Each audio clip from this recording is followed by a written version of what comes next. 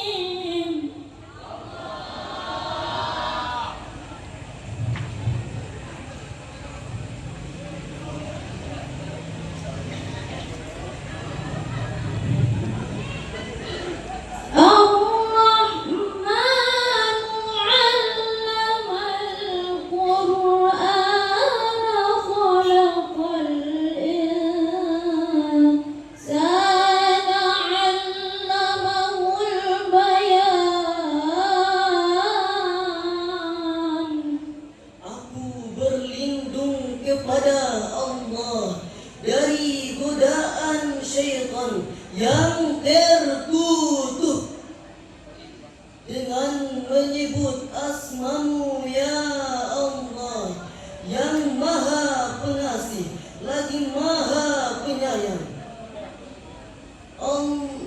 Dengan menyebut asmamu ya Allah yang maha pengasih lagi maha penyayang.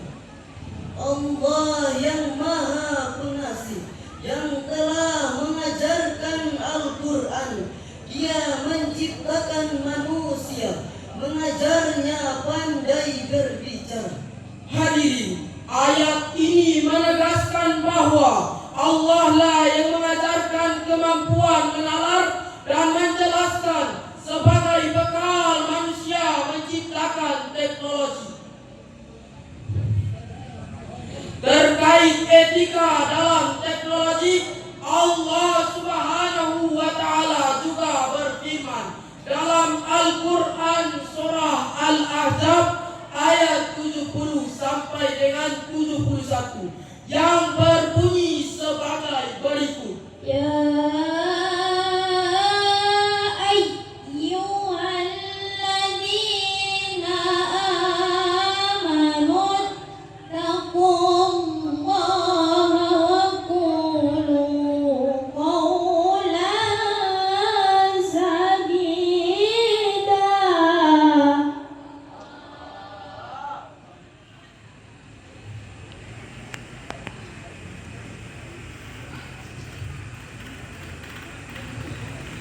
يصلح لكم أعمالكم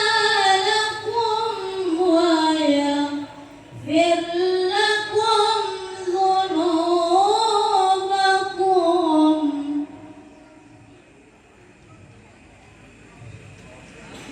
ومن يطع الله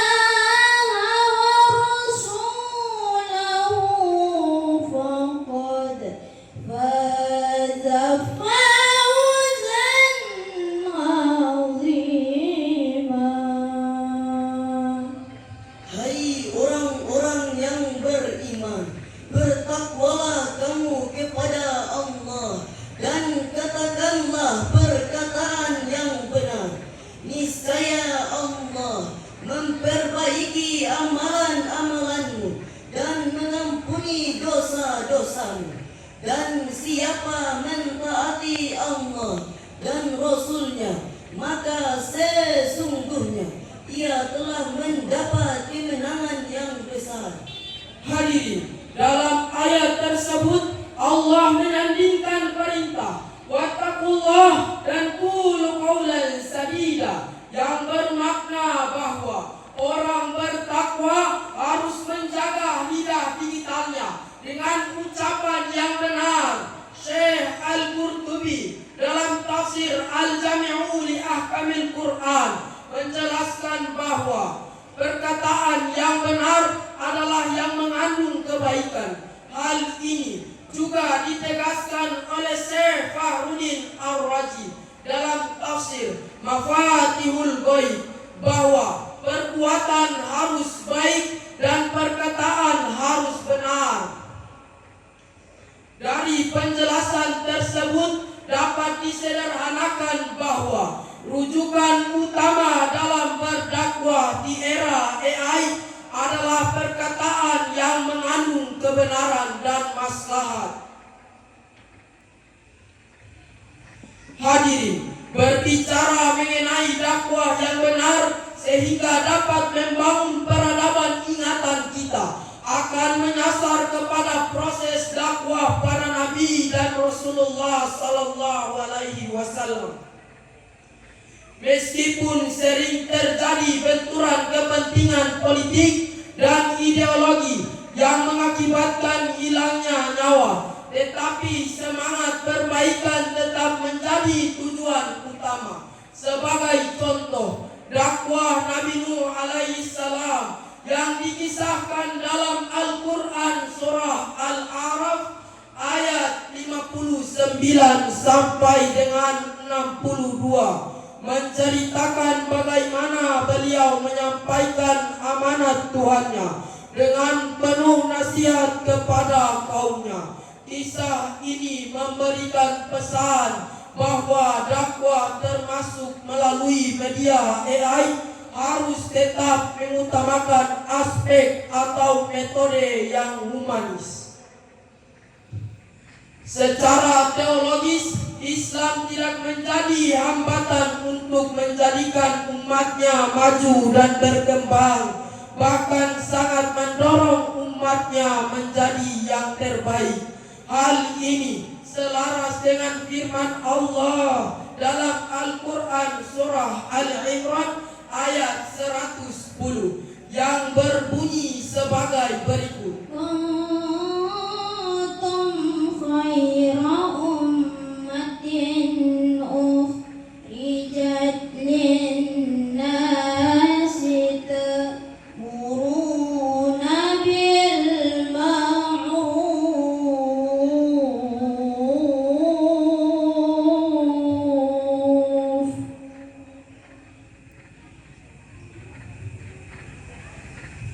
wa tanhauna 'anil munkari wa tu'minuna billah.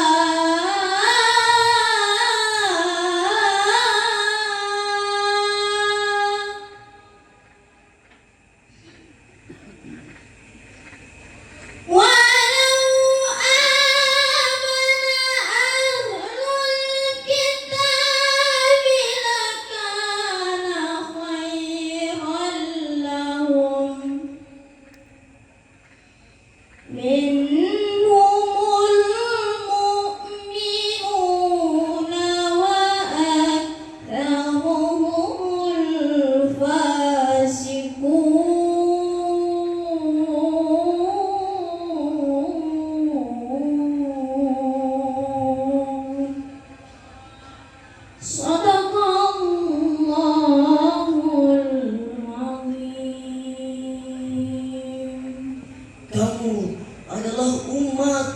terbaik yang dilahirkan untuk manusia, menyuruh kepada yang ma'ruf dan mencegah dari yang munkar, dan beriman kepada Allah. Sekiranya ahli kitab beriman, tentulah itu lebih baik bagi mereka. Di antara mereka ada yang beriman, namun kebanyakan mereka adalah orang-orang fasik. Maha benar Allah dengan segala firman-Nya. Dewan Hakim yang arif dan bijaksana, hadirin sebangsa dan setanah air yang kami banggakan. Semangat teologis inilah yang menjadi dasar penggunaan AI bagi kemuliaan umat manusia. Maka dari itu perlu adanya bekal pengetahuan dan praktik penguasaan teknologi bagi para dai agar tidak alpa dengan perkembangan zaman. Pemerintah, khususnya Kementerian Agama, perlu memfasilitasikan technological education agar syiar Islam yang disampaikan lebih berwarna dan modern.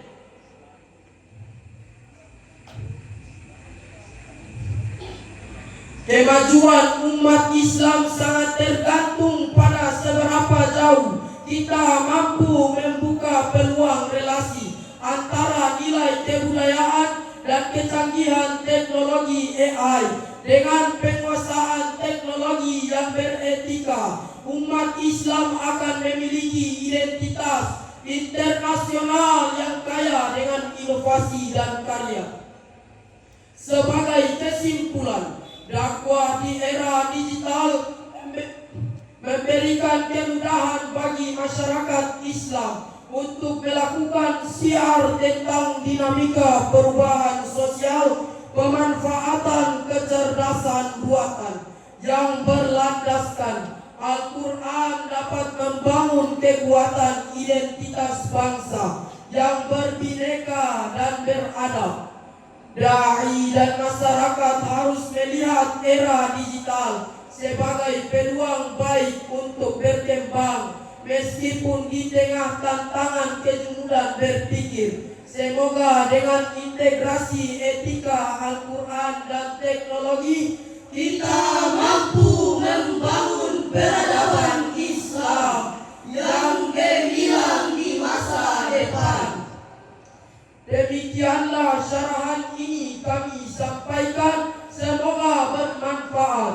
Wabillahi taufiq wal hidayah. Wassalamualaikum warahmatullahi